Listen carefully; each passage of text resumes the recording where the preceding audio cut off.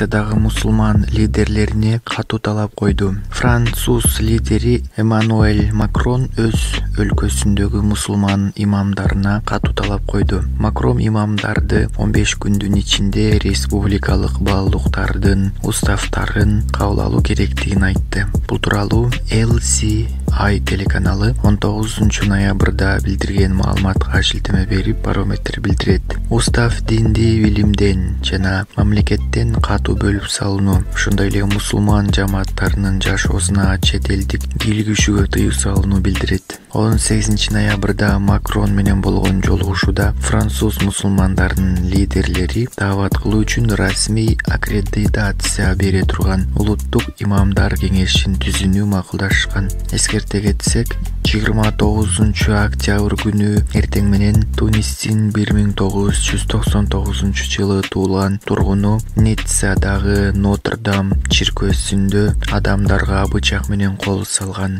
3 адам өлтүрүлгөн. 2 аял жана 55 жаштагы чиркөөнүн кызматкери, дагы бир нече адам жаракат алышкан. Өлкөнүн антитеррордук прокуратурасынын маалыматы боюнча, кол салган адам Францияга 9 октябрда келген. Кармоо учурунда ал жаракат алган. 17,4 миллиард долларлык астероид жерге жакындап келе жатат. Көлөмү 370ден 820 метрге чейинки аралыкты потенциалдуу астероид ноябрдын аягында жердин жанынан учуп өтөт. Бул тууралуу НАСАнын жерге жакын объектилерди изилдөө борборунун сайтындагы маалыматка таянып Барометр которду. Ага ылайык 15-3201 астероиди биздин планетага 29 ноябрда 4 миллион километрден ашпаган аралыкта келет. Салыштыруу үчүн Ай менен Жердин аралыгы 384 000 километр. Бирок астероид Жер шарынын орбитасын кесип өткөндүгүнө байланыштуу кооптуу деп эсептелет. Спектралдык анализ көрсөткөндөй, астероиддин курамында никель,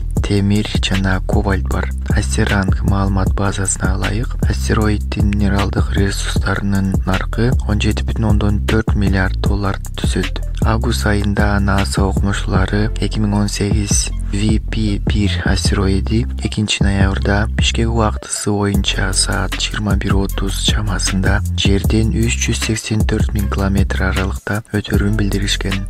Антисептиктен абайлаңыз. Якутияда 3 адам антисептик ичип каза болду. Якутиянын Татанск районунун 3 тургуну антисептик ичип каза болду. Ошону менен катар эле дагы 6 адам ооруканага жатып калды. Бул тууралуу РИА Новости жазып чыккан маалыматка таянып Барометр билдирет. Улануу антисептик колдонуунун натыйжасында келип чыккандыгы алдын ала аныкталды. 3 адам каза болду. Бир катар жарандар ооруканада дарыланып жатат, деп билдирди облустук прокуратура. Республиканын саламаттык сактоо министрлиги 6 адам ооруканага түшкөнүн тастыктады. Учурда 6 бейтаптын тең абалын дарыгерлер оор жана өтө оор деп баалап жатышат. Бирок убакыттын өтүшү менен абал каалаган учурда өзгөрүшү мүмкүн. Алардын баардыгы чоң кишилер, деп билдиришти саламаттыкты сактоо министрлигинен. Департамент кошумчалагандай, уланган адамдарды эвакуациялоо үчүн Якутск шаарынан санитардык каттам учкан.